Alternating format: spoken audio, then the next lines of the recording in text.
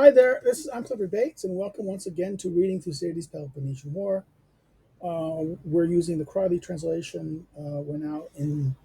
Today we're dealing with the second part of the summer of the 19th year. We'll be doing book 7, starting at chapter 47. We finished 46 in the last reading section. Now we're going to be doing chapter 47 to I think we will finish the rest of the summer. Broke the summer up in two. Um,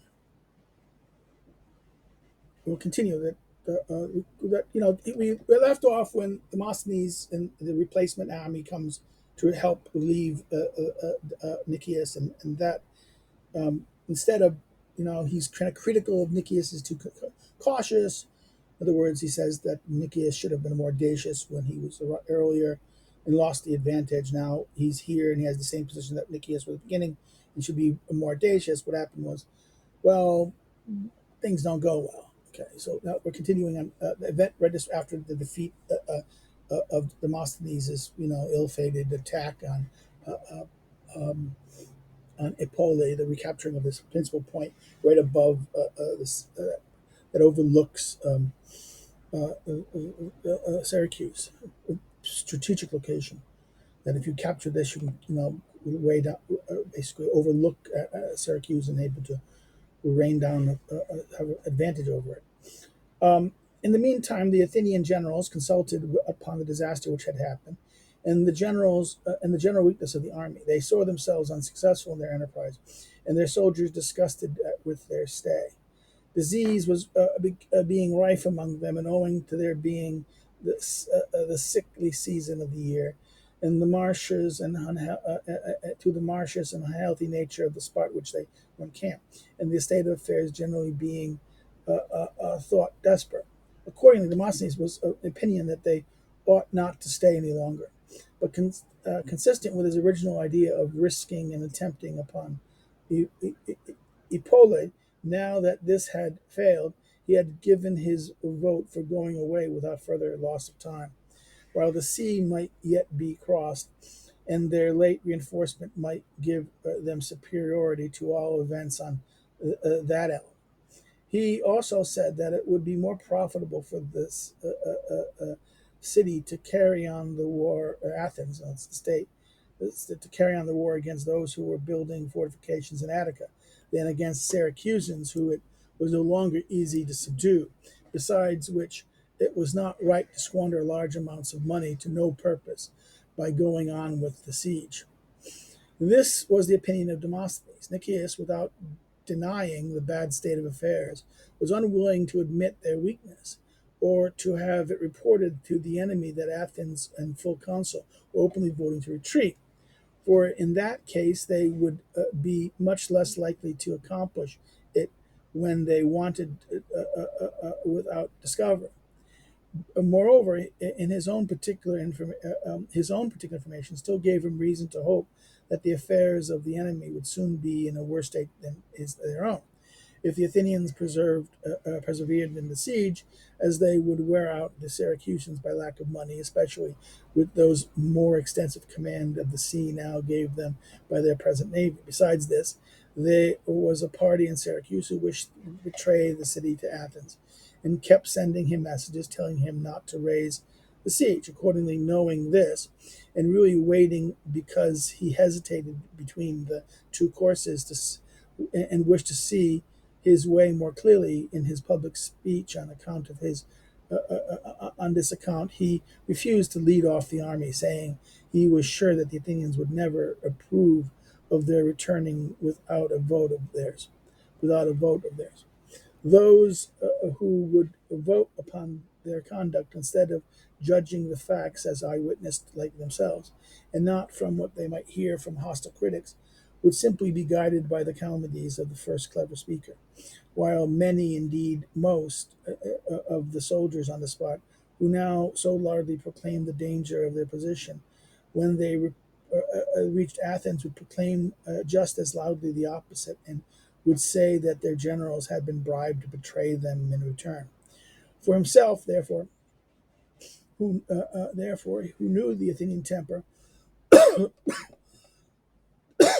sooner than perish under a dishonorable charge and by an unjust sentence at the hands of the Athenians, he would rather take his chance and die, if die he must, as a soldier's death at the hand of the enemy.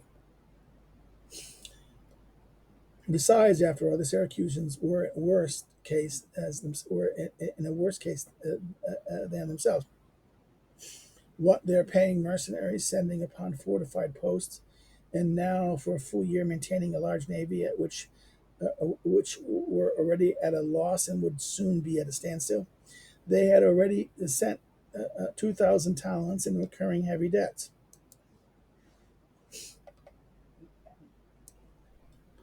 Besides, and could not even lose even so much a faction to sow a faction of their present force, though not paying it without ruin of their cause, depending as they were more upon mercenaries than upon soldiers obliged to serve, like their own.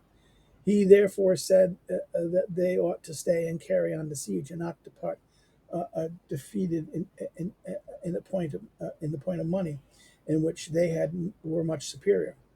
Nicias smoked positively because he had exact information as of the financial distress of Syracuse, and also because of the strength of the pro-Athenian party there, which kept sending him messages not to raise the siege. Besides which, he had more confidence than before in his fleet, and felt at least sure of at least of its success. Demosthenes, however, would not hear for a moment of continuing the siege, but said that if they could not lead off the army without decree from Athens, they were obliged to stay on. They ought to remove to Thapus or Canta, where their land forces would have a wide extent of country to overrun, and would live by plundering the enemy, and thus do them damage, while the fleet would have the open sea to fight it. That is to say, instead of narrow space, which was all the enemy's favor, a wide sea room where their skills could be of use, and while they could retreat or advance without being confined or circumscribed either when they put out or put in. In any case, he was altogether opposed to their staying on where they were, and insisted on removing at once, as quickly and with as little delay as possible. And in this judgment, Erythmion agreed. Nicias, however, still objecting, a certain diffidence and hesitation came over them, with a suspicion that Nicias might have some further information to make him so positive. While the Athenians lingered on this way without moving, they were where they were. Gypius and Sicily now arrived at Syracuse. Gypius and Syncarius now arrived at Syracuse. Sicarius had failed to win over Agritum, and partly friendly with the Syracusans, having been driven out while he was still at Glea. But Gypius had accompanied not only with a large number of troops raised by Sicily, but by the hoplites sent off in the spring from the Peloponnesians in a merchant vessel that had arrived at Selinus from Libya. They had been carried off to Libya by storm, and having arrived to Corinthians in a pilot from the Cyrenians on their voyage along the shore, had taken sides with the Euryspiti and had defeated the Libyans who were besieging them. From hence, coasting on to Neapolis, a Carthaginian trading post, and the nearest point to Sicily, from which it was only 2 days and a night's voyage, there crossed over and came to Selinus. Immediately upon their arrival, the Syracusans prepared to attack the Athenians again by land and at sea at once. The Athenian generals, seeing a fresh army come to the aid of their enemy, and that their own circumstances, far from being improving, were becoming worse daily, above all, distressed by the sickness of the soldiers, now began to repent of their not having departed before. And Nicias, no longer offering the same proposition, except by urging that there should be no open voting, they gave orders as secretly as possible to be prepared to sail out from the camp at a given signal. All was at last ready, and they were on the point of sailing away when the eclipse of the moon, which was then in full, took place.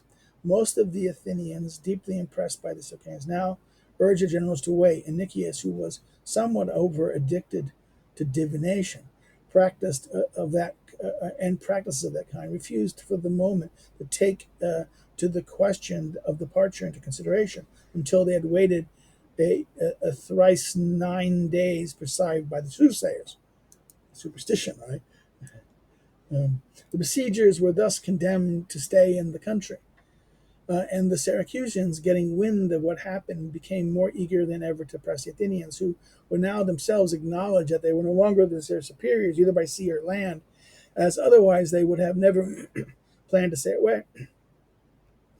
Besides which, the Syracusans did not wish them to settle in any other part of Sicily where they might be more difficult to deal with, and desired to force them to fight at sea more quickly as possible in a position favorable to themselves.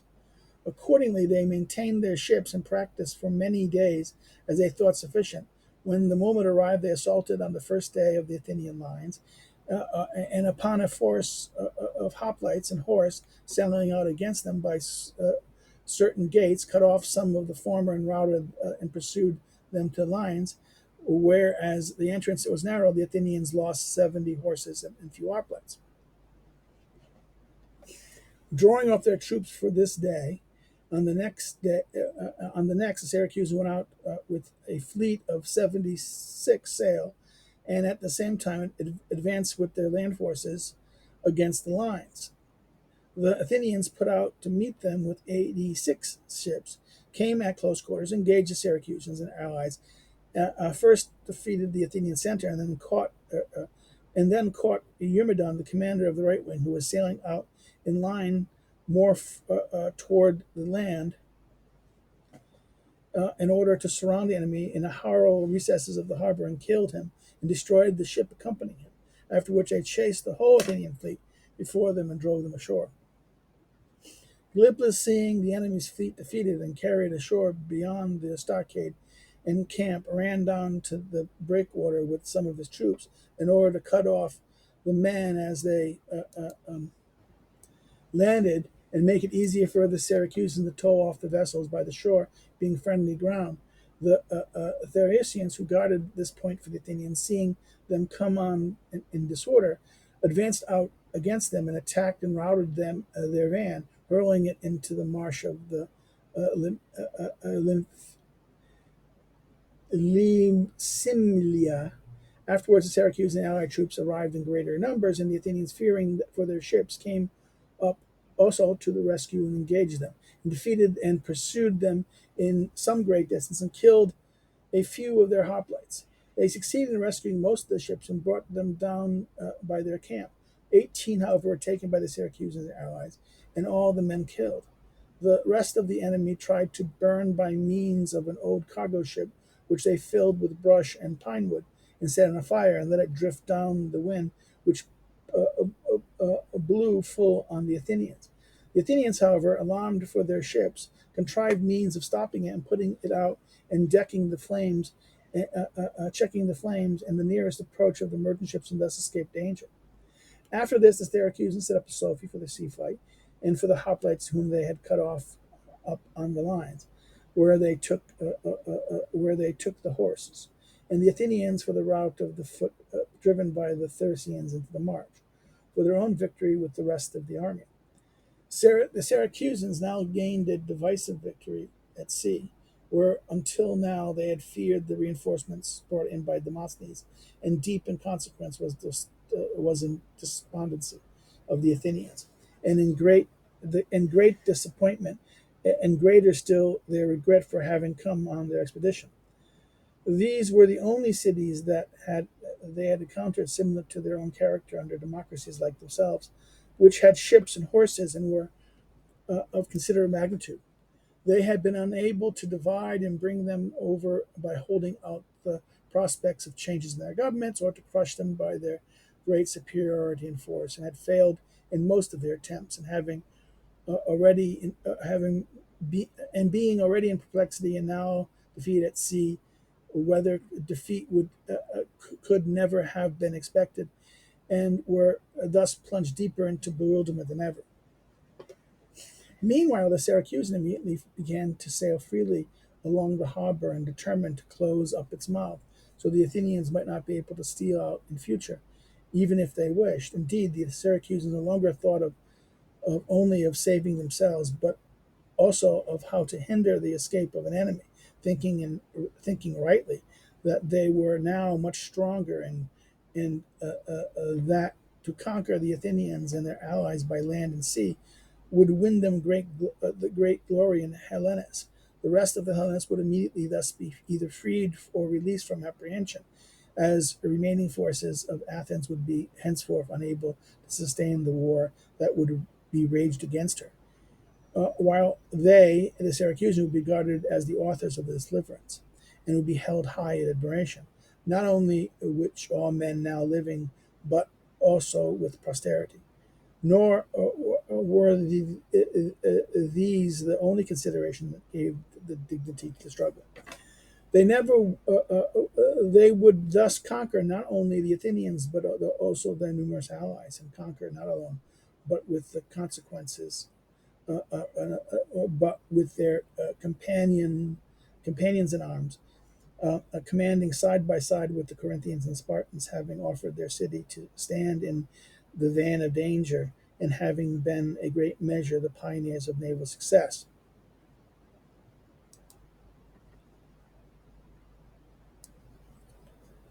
Indeed, there were never so many peoples assembled before a single city, if we accept the grand total gathered together in this war under Athens and Sparta.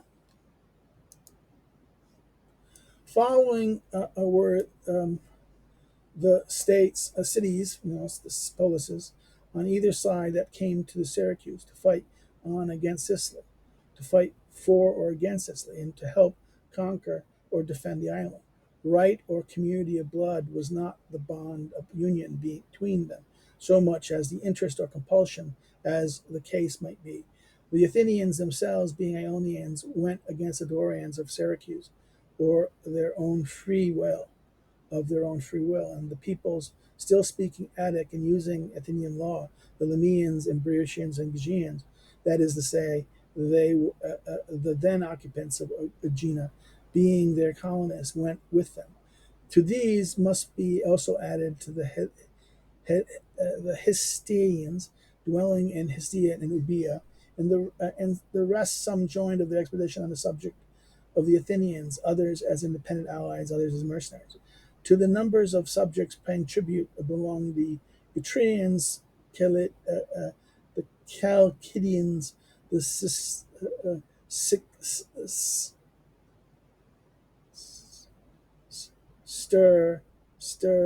Styrikians, sticks like Styrians,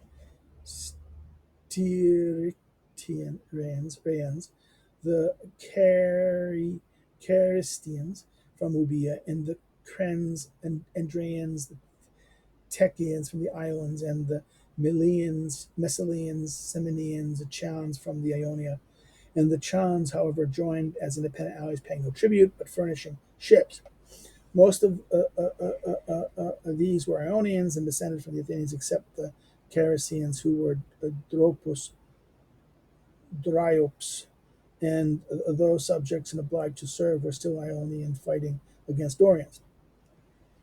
Besides these, there were 10 men of the Iroc race, the Metatherian subjects, to whom provided the ships, not tribute, and the Tindians and the Aeneans, who paid tribute. These Aeolians fought against their Aeolian founder, the Boeotians, and the Syracusan army, because they were obliged, while the Plataeans, not only the only native Boeotians opposed to Boeotians, did so upon a just quarrel. Of the Rhodesians and the Scythians, both Dorians and later Spartan colonists, fought on the side of Athenian ranks against their Spartan countrymen, with Gylippus, while the Rhodesians, Argives by race, were compelled to bear arms against their Dorian Syracusans and their own colonists, the Gleonians, in serving with the Syracusans.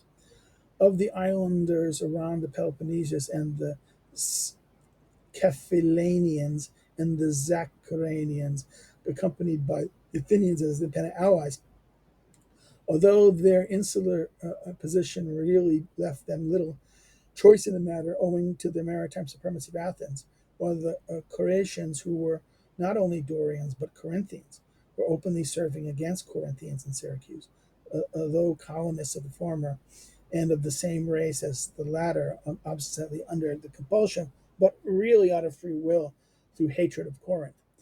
The Messenians, as they're now called in Nepactus and Pelos, then held by the Athenians, were taken by them to the war.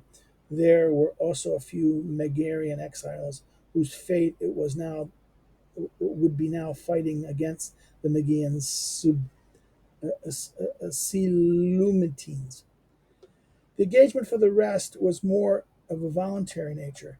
It was less the alliance than the hatred of the Spartans and the immediate private advantage of each individual that persuaded the Dorian Argives to join the Ionian Athenians against a war against the Dorians, while the Menetians and other Arcadian mercenaries, accustomed to go against the enemy pointed out to them at the moment, were led by interest to regard the Arcadians serving with the Corinthians just as much as their enemies as any other.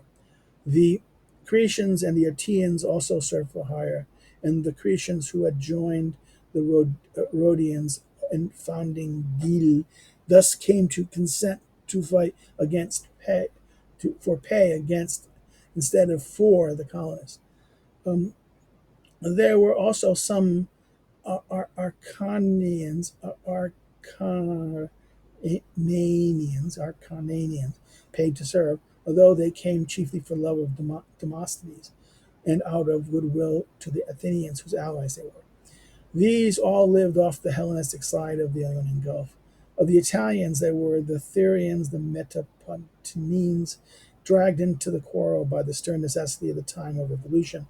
Of the Sicilians, the Naxians and the Catapines, and the barbarians of the Agestians, who all called in the Athenians. Most of the Sicils, and outside Sicily, some Therian enemies of Syracuse and Agapian mercenaries. Such were the people serving the Athenians. So that's the Athenian allies. Chapter 57 was all the Athenian allies. Against the Syracusans the Syracusans had the Chamidians, their neighbors, the Gleons, who lived next to them, and passing over the neutral Agrigentines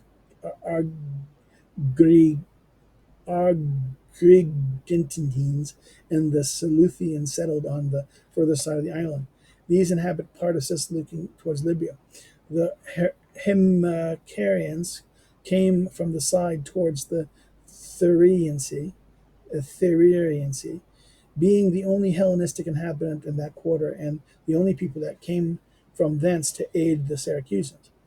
Of the Hellenes of the city, all the above people joined the war, all Dorians and independent, and of the barbarians, the Sicil only.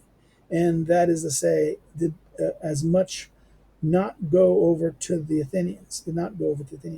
Of the Hellenes outside of Sicily, there were the Spartans, who provided a Spartan to take command, and a force of Neodomenias and of Helots. The Corinthians, who alone joined with naval and land forces, and their Leucidian and Ansabrat kinsmen. Some mercenaries sent by Coleth from Arcadia, and some from Syocondia forced to serve, and from outside the Peloponnesians, the Boeotians. In comparison, however, with these foreign auxiliaries, the great Sicilian cities furnished more in every department: number of hoplites, ships, and horses, and a numerous multitude besides having been brought together in wild comparison, again, one might say, with all the rest put together, more was provided by the Syracusans themselves, both from the greatness of the city and from the fact that they were in the greatest danger. Such were the auxiliaries brought together on either side, and all of which had by this time assembled, neither party receiving any further support.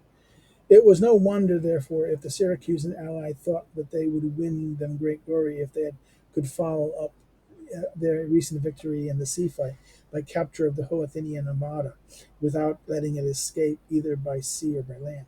They began at once to close up the great harbor by means of boats, mercantile vessels, and triremes moored side besides across its mouth, which is nearly a mile wide, made all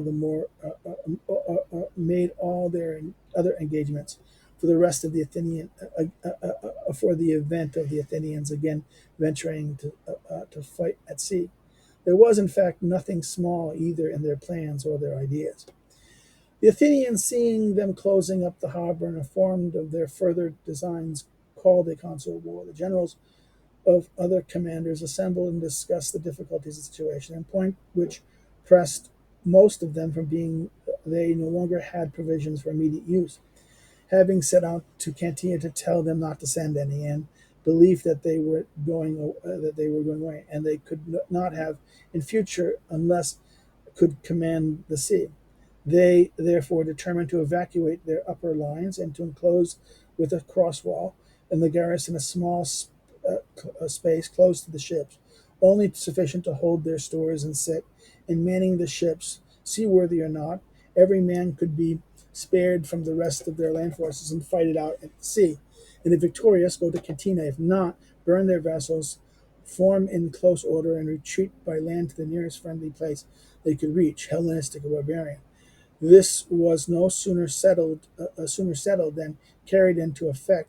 They descended gradually from the upper lines and manned all their vessels, compelling to go on board those who have age to be of any use to any way of use. They thus succeeded in manning about 110 ships in all board of which they embarked a number of archers and darters taken from the Achaeans and other foreigners, making all provisions allowed by nature of their plans and by themselves, which imposed upon it.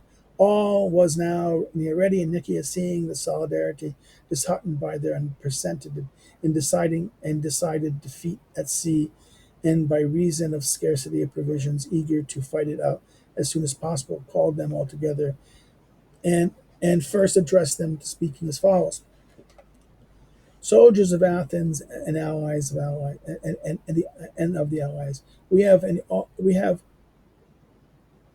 all an equal interest in the coming struggle and the life of the country that are at stake for us as quite as much as that can be for the enemy.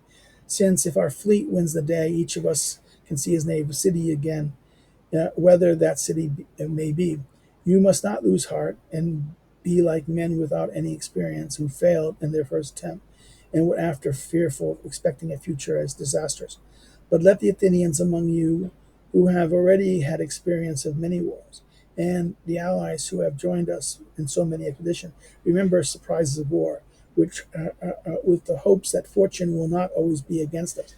Prepare to fight against in a manner worthy of the number which you see yourselves to be. Now, whatever we thought would be of service against the crush of vessels in such a narrow harbor, and against the force upon the deck of enemies, from which we suffer before, as have been considered with the helmsman, and as far as our means have allowed, provided a number of archers and darters will go aboard, and a number that we should not have employed in action in the open sea, where our science would be crippled by the weight of the vessels. But in the present land fight, we are forced to make from shipboard. All of this will be useful. We have also discovered the charge in construction that we must make to meet theirs, and against the thickness of their cheeks, which did us great mischief, we have provided grappling irons in which will prevent the assailants backing water after charging. if the Marines on the deck here do their duty. Since we are absolutely compelled to fight a land battle from the fleet, it seems that it to be our interest neither to backwater ourselves nor let the enemy do so, especially as the shore, except so much as if as many of to be held by our troops is hostile ground.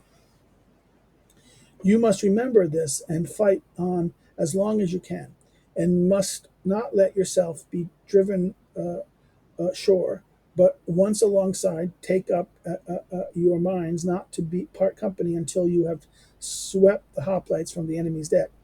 I say this more of the for the hoplites than for our seamen, as it is more the business of men on deck, and our land forces are even now on the whole the strongest. The sailors are advised in the same time implore not to be too much daunted by their misfortunes, now that we have decks better armored and a great number of vessels. Bear in mind how well worth preserving is the pleasure felt by those of you who have, through your knowledge of our language and an imitation of our manners, have always considered Athenian, even though not so in reality, and as much were honored throughout Hellenes, and had not your full share of the advantages of our empire, and more than your share in respect of our subjects and the protection from ill treatment.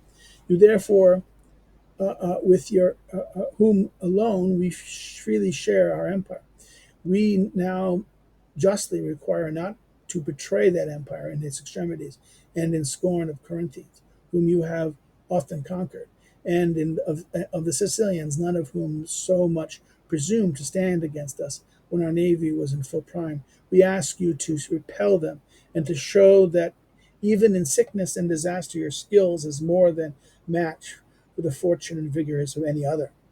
For the Athenians among you, I add once more upon this reflection. You left behind you no more such ships of your own dock to compare with these, no more hoplites in their flower. If you do not do other than conquer, our enemies will immediately sail thither and close, and those that are left to us in Athens will become unable to repel their home assailants, reinforced by these new allies.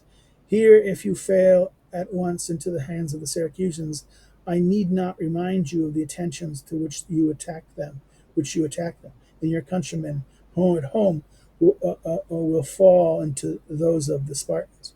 Since the fate of both of us hangs upon the single battle, now if ever stand firm. Remember, even each of us. I'm sorry, and remember each and all that you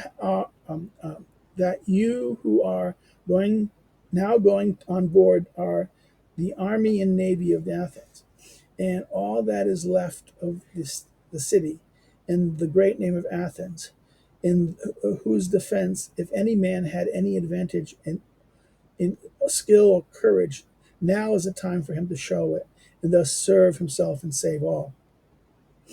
After this address, Nicias at once gave the orders to man the ships. Meanwhile, Gilip and the Syracusans could perceive by the preparations which they saw going on that the Athenians meant to fight at sea. They had received intelligence of the grappling irons against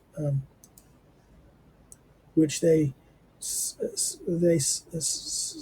specifically provided by stretching hides over the prows as much as the upper part of their vessels, in order that the irons, when thrown, might slip off without taking hold. All being now ready, the generals and the Glips addressed them in the following terms: Syracusans and allies, the glorious character of our past achievement is no less glorious result at issue in the coming battle that are, we think, understood by most of you, and you would have never thrown yourself with such ardor into the struggle, and if it were to be anyone not as fully aware of the facts as he ought to be, we will declare them to him. The Athenians came to this country first to conquer the Sicilians, and after that, if successful, the Peloponnesians and the rest of Hellenes. possessing already the greatest empire ever yet known, of present of former times among the Hellenes. Here, for the first time, they found in your men who face their navy, which made them masters everywhere. You have already defeated them in the previous sea fight, and with all likeliness defeat them again now. When men are once checked in what they consider their special excellence, the whole opinion of themselves suffer more than if they had not had as if they now sorry suffers more than if they had not at first believed in their superiority. The unexpected shock of their pride causing them to give way more to their rivals, to their real strength, than their strength warrants, their real strength warrants. So, in other words, their pride giving them way to give away than their real strength warrants. And this is probably now the case with the Athenians. With us, it's different. The original estimate of ourselves, which gave us courage in the days of our unskillfulness, had been strengthened, while the conviction added to it that we must be the best seamen of the time if we have conquered the best, had given a double measure of hope to every man among us. And for the most part, where there is great hope, there is also great ardor for action. The means to combat us, which they had tried to find in copying our armaments, are familiar to our warfare and can be countered by appropriate measures. While they will never be able to have a number of hoplites on their desks, contrary to their custom, um, and the number of darters, both landsmen and, as one may say, Arcadians and others embarked afloat, who will not know how to discharge their weapons when they have to keep still without hampering their vessels and falling into confusion amongst themselves without fighting not according to their own tactics. For they will gain nothing by the numbers of their ships. I say this to those of you who may be alarmed by having to fight against odds, as quantity of ships in the confined space will only be slower in executing movement required and the most exposed to injury from our means of defense. Indeed, if you would know the plain truth, we are credibly informed. The excess of their suffering and the necessity of their present distress has made them desperate. They have no confidence in their force, but wish to try their fortune in only way they can, and either to force their passage and sail out, and thus, after this retreat by land, at it being impossible for them to be worse off than they are. The fortune of our greatest enemy thus having betrayed itself, and their disorder being what I have described, let us engage in anger and convinced that nothing more legitimate between adversaries can claim to satisfy the whole wrath of one's soul in punishing the aggressor, and nothing more sweet, as the proverb has it, than the vengeance upon the enemy, which it will now be ours to take. The enemies are that enemies, they are the mortal enemies you all know, since they came here to enslave our country, and if successful, had in reserve of our men all that is most dreadful, and for our children and our wives all that is most dishonorable, and for the whole city the name which conveys the greatest reproach. None should therefore relent or think they if think it gain if they go away without further danger to us. This they will do just the same, even if they get the victory. While if we succeed, we may expect in chasing them and in handing down to all Sicily her ancient freedom, strengthened and confirmed, we shall achieve no mean triumph. And the rarest dangers are those in which failure brings little loss and success greatest advantage. Uh, After above the address to the soldiers on their side, the Syracusan generals of Olympus now perceived that the Athenians were manning their ships, and the Medes proceeded to man theirs also. Meanwhile, Nicias, appalled by the state of the fields, realizing the greatness and nearness of danger now that were on the point of putting out for shore, thinking, as men are apt to think in great crisis, that all has been done. They have still something left to do, and when all has been said, that they have not yet said enough. Again, called on the captains one by one, addressing each by his father's name and by that of his tribe, and beseech them not to be false to their own personal renown. Again, and beseech them not to be false to their own personal renown, or to obscure the hereditary virtues for which their ancestors were illustrious. He reminded them of their country, the freest of the free, and the unfettered discretions allowed to all to live in it as they pleased, and added other arguments such that men would use in such a crisis, at which little alteration are still made to serve on all occasions alike. Appeals to wives, children, and the gods of their cities, without their gods, okay, there you go, without caring whether they are thought commonplace, but are loudly invoking them in the belief that they will be of use in the consternation of the moment. Having thus admonished them, not as he felt as he would, but as he could, Nicias withdrew and led troops to the sea, and arranged them in a long line as he was able, in order to sustain as far as possible the courage of his men afloat, while Demosthenes, Meander, and Euthymides, who took the command on board, put out from their own camps and sailed straight into the barrier across the mouth of the harbor and to the passage left open to try to force their way out. The Syracusans and allies already set out with the same number of ships as before, a part of which was kept guard at the outlet, the remainder all around the rest of the harbor, in order to attack the Athenians on all sides at once. While the land force held themselves at readiness on the point at which the vessels might put upon the shore. The Syracusan fleet was commanded by Sician, the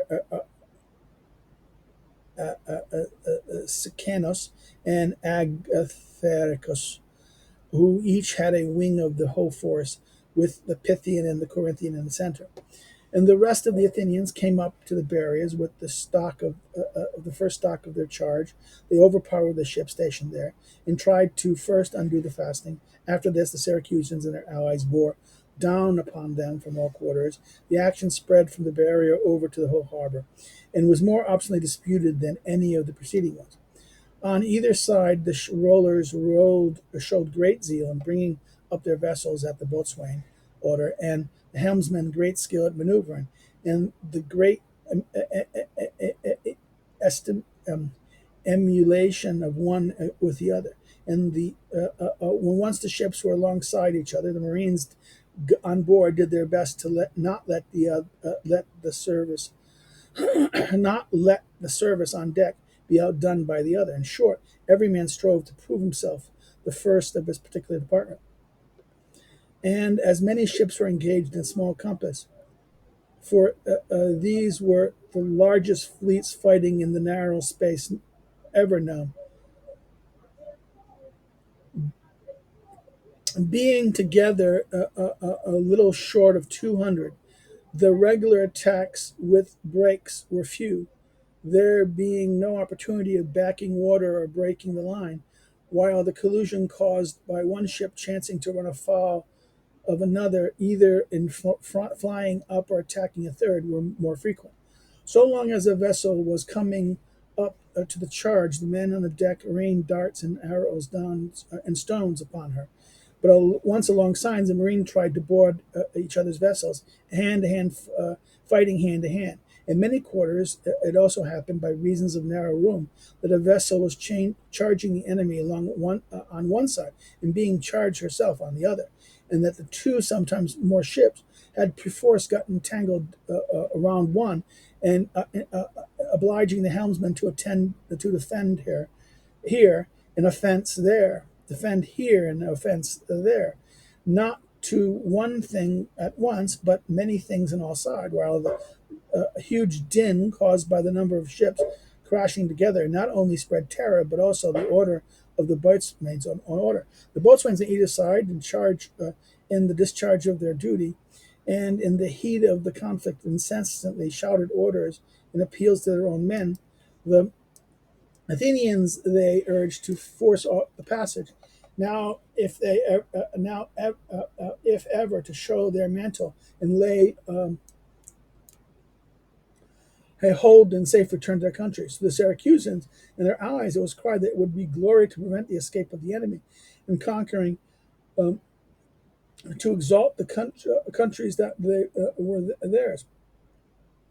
The generals, moreover, on either side, if they saw if any part of the battle backing ashore, without being forced to, called out to the captain by name and asked him, the Athenian, whether they were retreating because they thought the thrice hostile shore would be more theirs than the sea, which they had cost them so much labor to win. The Syracusans, whether they were fleeing from the fleeing Athenians, whom they well knew to be eager to escape in whatever way they could. Meanwhile, the two armies on shore, while the victory hung in balance, were a prey to the most agonizing and conflicting emotions. The natives thirsting for glory than they had already won, while the invaders fearing to find themselves in even worse plight than before. The fate of the Athenians being placed at their feet, their fear of for the event was nothing like which they had felt before, while the view of the struggle was necessary as checkered as the battle itself. Close to the scene of action, and not at all looking at the same point at once, some saw their friends victorious, and others took courage, and felt to calling upon heaven not to deprive them of salvation, while others who had their eyes turned upon those who were losing wailed and cried, and through spectators were often come within actual combatants.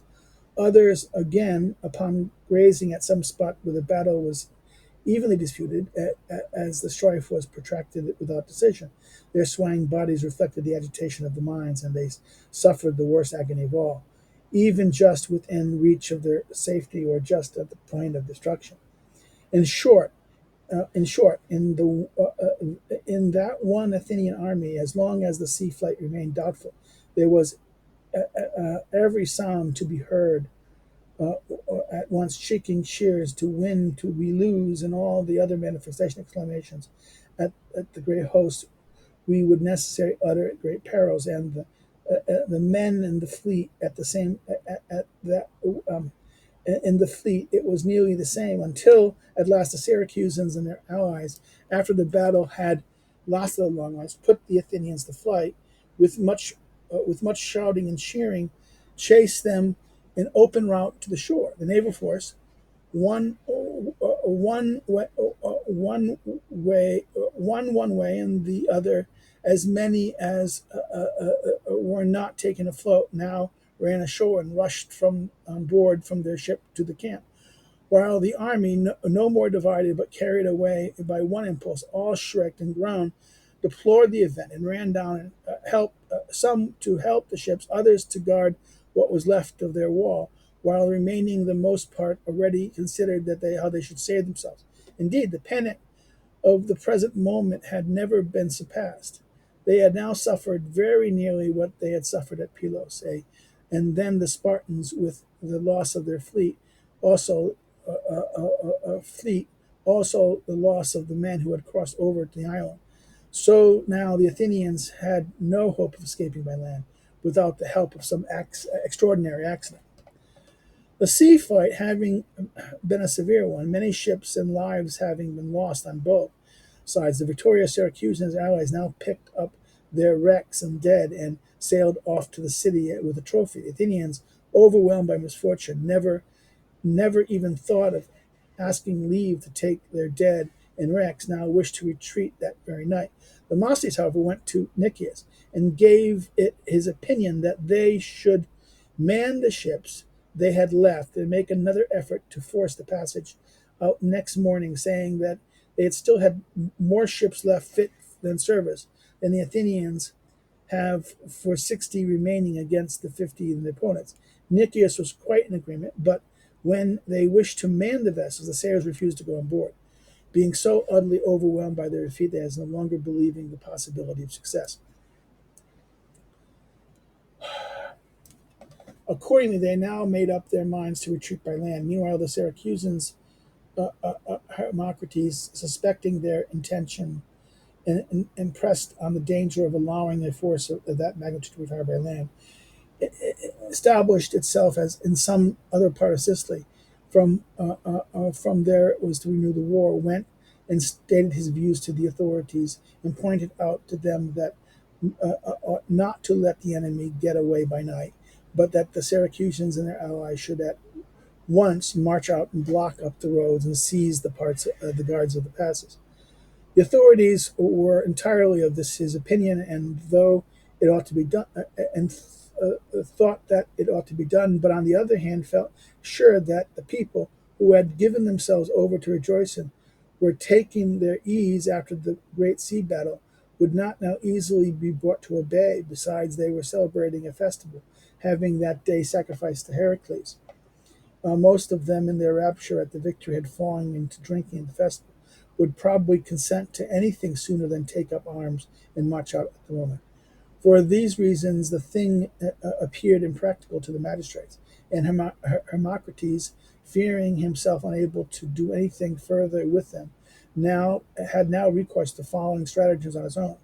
What he feared was that the Athenians might quietly get ahead of them by passing the most difficult places during the night, and therefore sent, as soon as it was dusk, some friends of his own to the camp with some horsemen, who rode up in earshot and called out to some of the men, and though they were well wishers of the Athenians, told them to tell Nicias, who had in fact felt some contracts, who informed him of what was went on in the city, not to lead off the army by night as the Syracusans were guarding the roads, but make his preparations at the leisure and retreat by day. After saying this, they departed, and their hearers informed the Athenian general, who put off going for that night and the strength of this message, not doubting its sincerity. Okay, see, I'm not getting inside information by the Syracusans.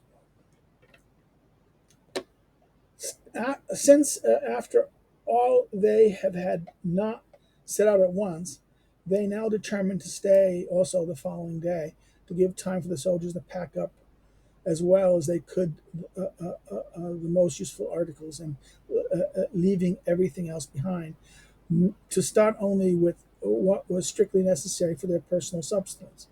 Meanwhile, the Syracusans and Glip marched out to block the roads through the country by which the Athenians were likely to pass, and kept guard at the fords of the streams and rivers, posting themselves as to receive them not and stop the army where they thought best, while the fleet sailed up to the beach and towed off the ships of the Athenians. Some were burnt by the Athenians themselves as they had intended.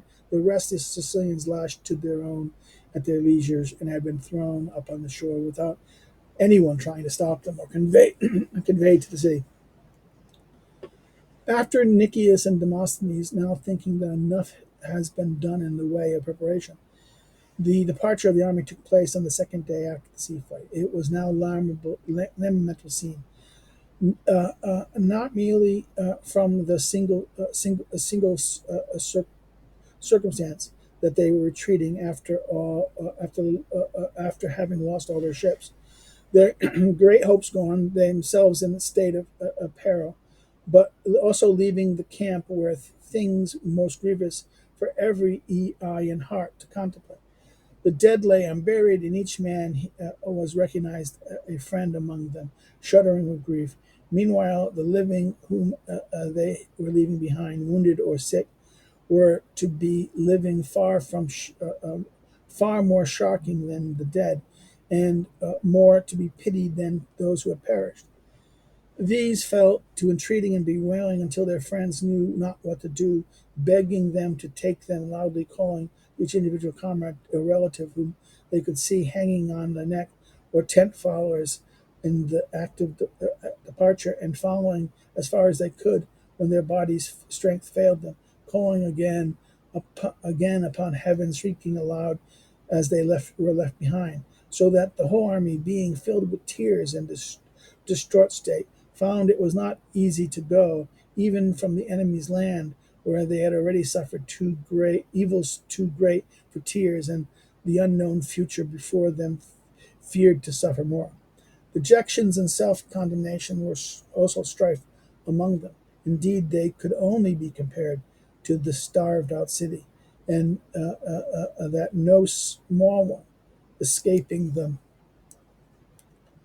whole multitude upon the march, being not less than 40,000 men, all carried everything they could which might be of use, and hoplites and troopers, contrary to their custom, while under arms, carried their own provisions, and in some cases for lack of servants, and others through not trusting them, as they had long been deserting, and now did not in great numbers than ever. Yet even thus they did not carry enough, and were not, there was no longer food in the camp. Moreover, their disgrace generally, and the universality of the suffering, though to a certain extent alleviated by being born in company, were still felt at the moment of heavy burdens, especially when they contrasted to the splendor and glory of their setting out with the humiliation in which it had ended. For this was by far the greatest reverse that had ever befallen a Hellenistic army. They had come to enslave others, and were departing in fear of being enslaved themselves. They had sailed out with prayers and paeans. Now they started to go back with omens directly contrary, traveling by land instead of by sea, and trusting not their fleet but their hoplites. Nevertheless, the greatest of dangers still impending made this all appear terrible. Nicias, seeing the army dejected and greatly altered, passed along the ranks and encouraged and comforted them as far as possible under the circumstances, raised his own voice till higher and higher as he went from one company to the other in his all earnestness, and his anxiety that the benefit of his words might reach as many as possible. Athenians and allies, even though our present position we must still hope on, since men have before now been saved from far worse straits than this, then you must not condemn yourselves to suffer yourself too severely, either because of your disaster or because of your present unmerited sufferings. I myself, who am not superior to any of you in strength, indeed, you see how I am. I am in my sickness, and who in the gifts of fortune am, I think, whether in private life or otherwise, an equal of any, am now exposed to the same danger as the meanest among you, and yet my life has been one of such devotion towards the gods, and of much justice without offense towards men. I have therefore a still hope in the future for the future, and our misfortune do not terrify me as much as they might. Indeed, we may hope that they will be lightened, our enemies having good fortune enough, and if any gods was offended by our expedition, we have already been amply punished.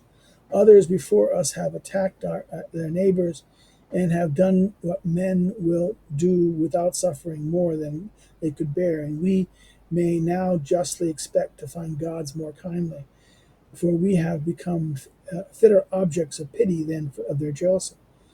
And then look at yourselves, mark their number of efficiency of the hoplites in your ranks.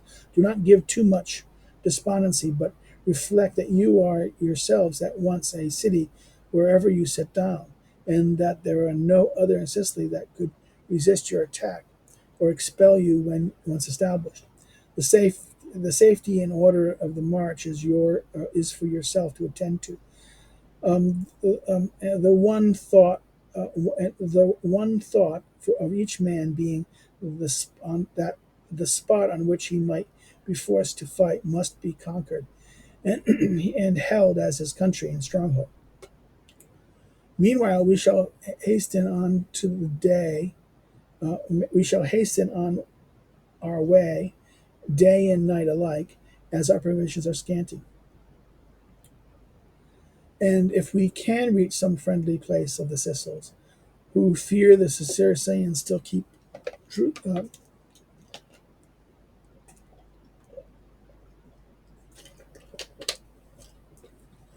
whom,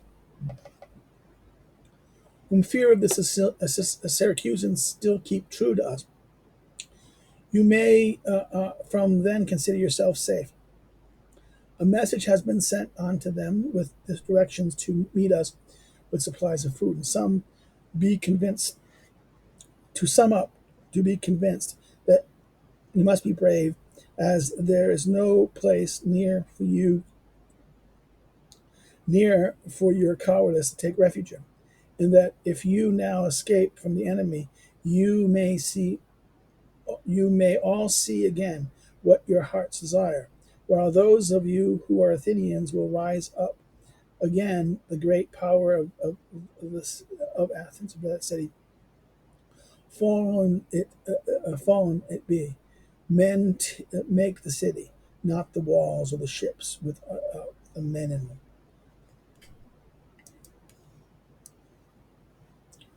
As he made this address, Nicias went along the ranks and brought back to their place any of the troops that he saw straggling up the line, while Demosthenes did as much for his part of the army, addressing them in words very similar. The army marched in a hollow square, the division under Nicias leading, and that of Demosthenes following, and the hoplites being outside of the baggage carriers and the bulk of the army in the middle. When arrived at the ford of the river Epos, they found drawn up a body of the Syracusans and allies, and routing these made good their passage and pushed on, harassed by the charges of the Syracusan horse and by the missiles of their light troops. On that day they advanced 4 miles and a half, halting upon the night upon a certain hill. On the next day they started early and got 2 miles further and descended to a place on the plain where they encamped, in order to produce some editors for the houses, as place was inhabited, and to carry them water from there, as for many miles in front, in the direction which they were going. It was not plentiful. The Syracusans, meanwhile, went on and fortified the pass in front, while there was a steep hill with a rocky ravine on each side of it, called the Achaean Cliffs. The next day, the Athenians advancing found themselves impeded by the missiles and charges of the horse and darters, both very numerous, and the Sicilians and allies, after fighting for a long time, at length retired to the same camp, where they no longer had provisions as before, for it being impossible to leave their positions by reasons of the cavalry. The next morning they started afresh and forced their way towards the hill which had been fortified, where they found before them the enemy's infantry drawn up many shields deep to defend the fortification and pass along the narrows. The Athenians saw the work, but were greeted by a storm of missiles from the hill, which told with the great effect, though it being a steep one, and unable to force the passage, retreated again and rested. Meanwhile, occurred some collapse of thunder and rain. It often happens in autumn, which still further disheartened the Athenians, who thought all these things to be omens of their approaching ruin. While they were resting, Glyps and the Syracusans sent part of their army to throw up the works in the rear on the way by which they had advanced. However, the Athenians immediately sent some men and prevented them, after which they retreated more towards the plains and halted for the night. When they advanced the next day, the Syracusans surrounded and attacked them on every side, and disabled many of them, falling back on the Athenians' advance and coming on if they retired, and in particular assaulting their rear in the hope of routing them in detail, and thus striking panic into the whole army. For a long while, the Athenians preserved in this fashion, but after advancing for about a half a mile, halted to rest in the plain. The Syracusans also withdrawn to their camp. During the night, Nicias and Demosthenes, seeing the wretched conditions of their troops, now in want of every kind of necessity, and numbers of them disabled in numerous attacks of the enemy, determined to light as many fires as possible, and to lead off the army no longer by the same route as they have intended, but towards the sea in the opposite direction, so that the guarded by the Syracusans. This route led the army not to Cantina, but to the other side of Sicily, towards Campania, Glau, and the other Hellenistic and barbarian cities in that quarter. They accordingly lit a number of fires and set out by night. Now the armies, the greatest, most of them, are liable to fears and alarms, especially when they are marched by night through enemy country and with the enemy near. And the Athenians now fell into one of these panics. The leading division, that of Nicias, kept together and got a good way in front, while that of Demosthenes, comprising rather more than half of the army, became separated and marched into some more disorder. The next morning, however, they reached the sea, and getting into the Hellenon road, pushed on to reach the river Gila in order to follow that stream up to the interior, where they'd hoped to be met by Sicelus, who had they sent for. When they arrived by the river, they found there also a Syracusan party engaged in barring the passage of the ford with a wall and palisade, forcing the guard crossing the river, forcing this guard cross the river, and went on to the another called Inthras, according to the advice of their guides. Meanwhile, when the day came and the Syracusans and their allies found the Athenians were gone, most of them accused Gylippus of having let them escape on purpose, and hastily pursuing by the road what they had taken, which they had no difficulty finding, overtook them about dinner time. They had come up with the troops, and they had come up with the troops under Demosthenes, who were behind and marching somewhat slowly in disorder, owing to the night panic above, referred to an attack, and once attack engaged them. The Syracusan horse surrounding them with more ease now than they were separated by the rest. Hemming them in one spot, the division of Nicias, now 5 or 6 miles in the front, as he led them more rapidly, thinking that under the circumstances their safety lay not in staying and fighting, unless obliged, but in retreating as fast as possible, and fighting only when do so. On the other hand, Demosthenes had, generally speaking, harassed more incessantly at his post in the rear, left him first exposed to the attacks of the enemies. And now, finding that the Syracusans were in pursuit, he ceased to push on in order to form his men in battle, so that lingered until he's surrounded by his pursuers, and himself and the Athenians with him placed in the most distressing position, being hurtled into the enclosure with a wall all around it, a road on this side and on that, and olive trees in great numbers, where missiles were showered in thus them from every quarter. This mode of attack the Syracusans had with good reason adopted, with preference of fighting in close quarters, at the risk of the struggle of desperate men, now more eager to the advantage of the Athenians than their own. Besides this, their success had now become so certain that they wished to spare themselves little, not to be killed in a moment of victory, thinking too that they would at any case be able to this way to subdue and capture their enemy.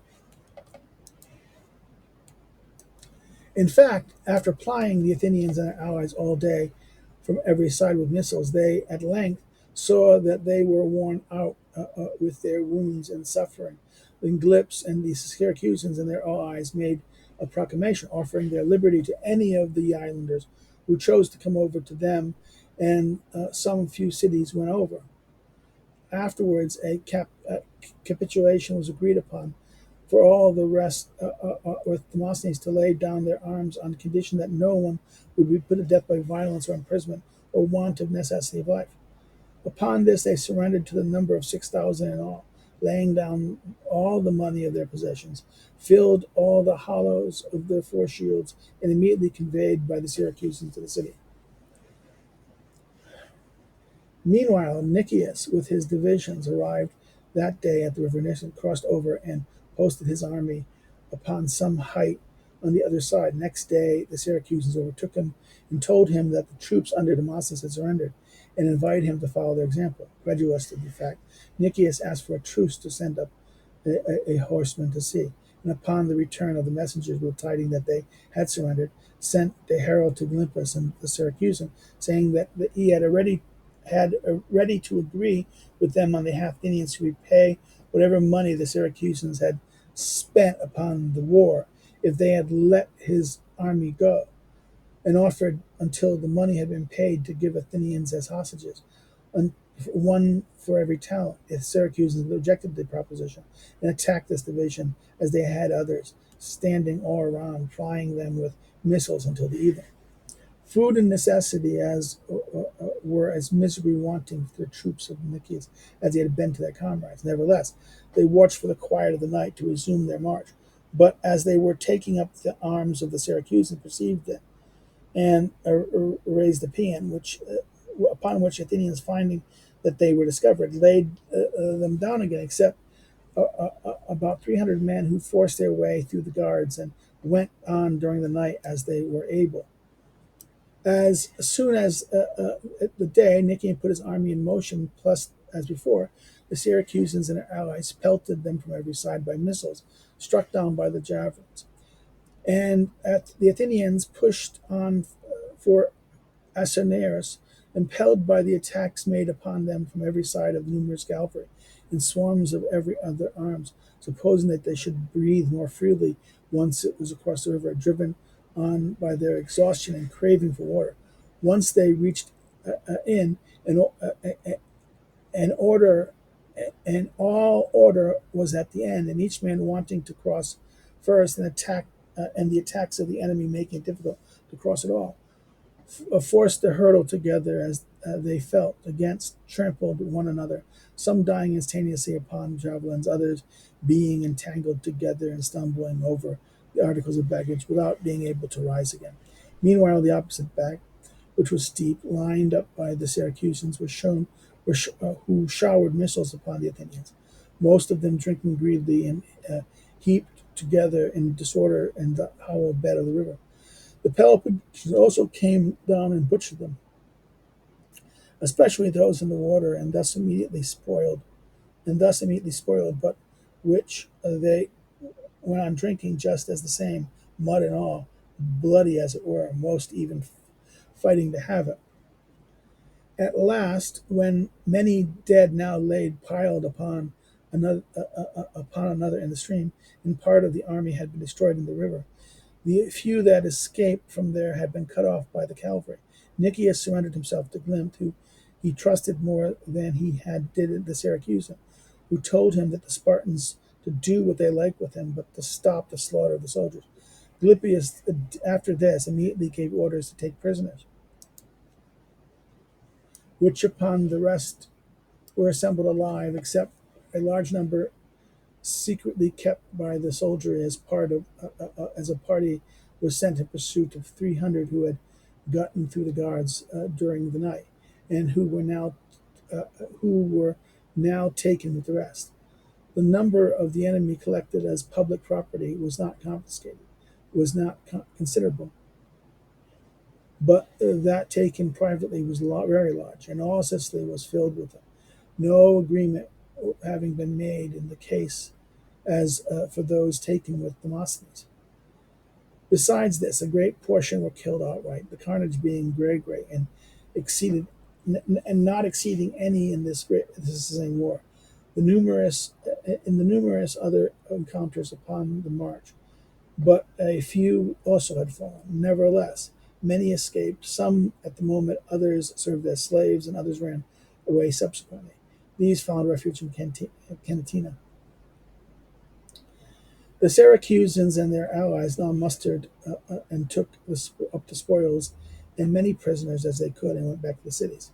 The rest of the Athenians and allies captives were deposited in the quarries, and thus seeming the safest way to keep them. But Nicias and Demosthenes were butchered against the wall clumps, who thought it would be the crown of the triumph that if he could take the enemy general to Sparta. One of them, as it happened, Demosthenes, was one of her greatest enemies on account of the affairs of the island in Pylos, while the other Nicias, while he was the same reason one of her greatest friends, owing to the exertions of his exertion to procure the release of the prisoners by persuading Athens to make peace. For these reasons, the Spartans felt kindly towards him, and it was in this that Nicias himself remained confident while he surrendered the glint.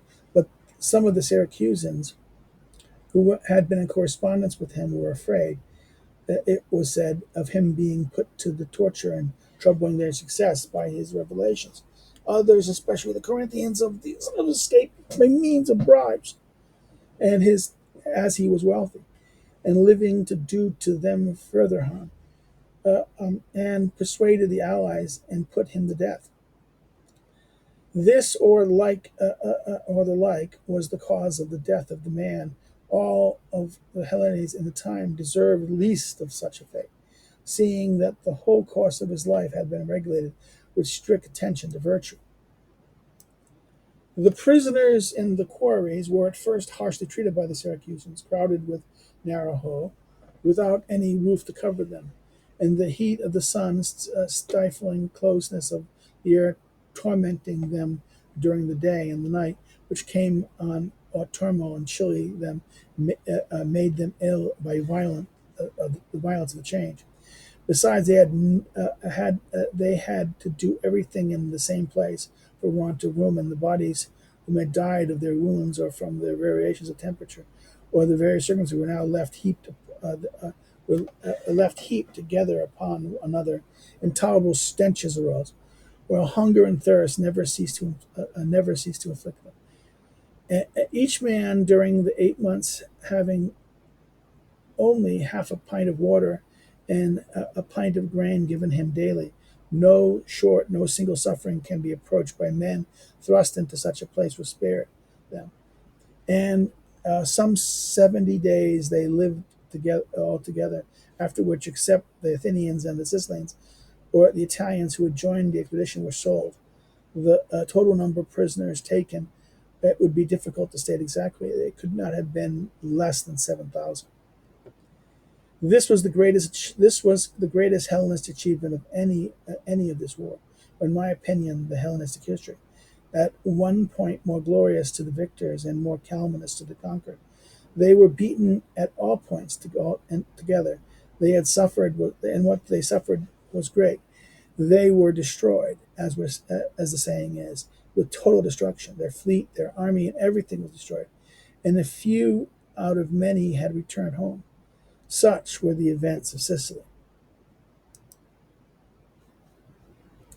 And now we'll just finish we're going to do the first book of chapter 8. First chapter of chapter 8. We're ending it. When the news was brought to Athens, for a long while they had disbelieved even the most respectable soldiers who had themselves escaped from the scene of action, and clearly reported the matter, destruction so complete not being thought credible. When the conviction was forced upon them, they were angry with the orators who had joined in promoting the expedition, just as if they had not been themselves voted it, and were enraged also with the reciters of oracles and soothsayers, and other omen mongers of the time who had encouraged them to hope that they should conquer Sicily. They distressed all points and all quarters, after which what had now happened, they had seized by fear the consternation without precedent.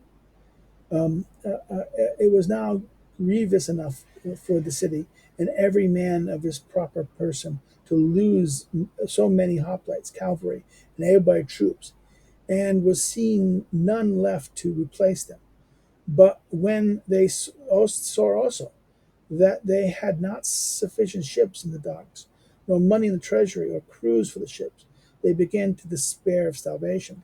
They thought that their enemies in Sicily should immediately sail with their fleets against the Piraeus, inflamed by such a great victory, while the adversaries at home, doubling their preparation, would vigorously attack them by sea and land, aided by their own revolted confederates.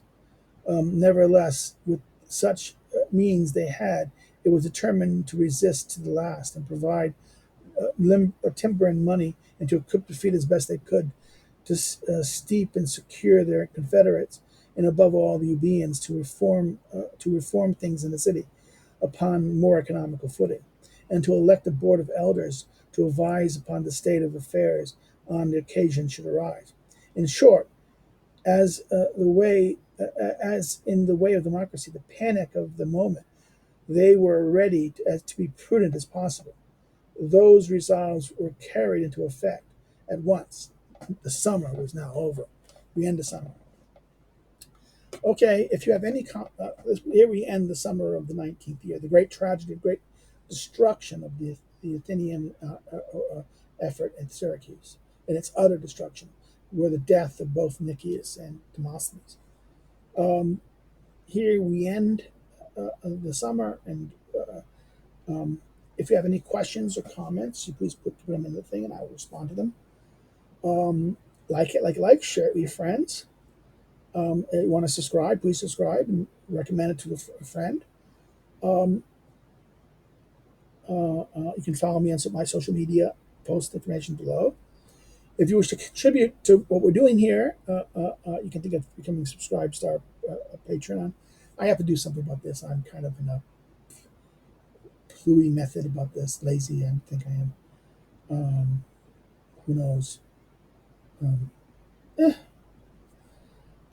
And thank you for watching, and see you tomorrow. Have a good day. Bye-bye.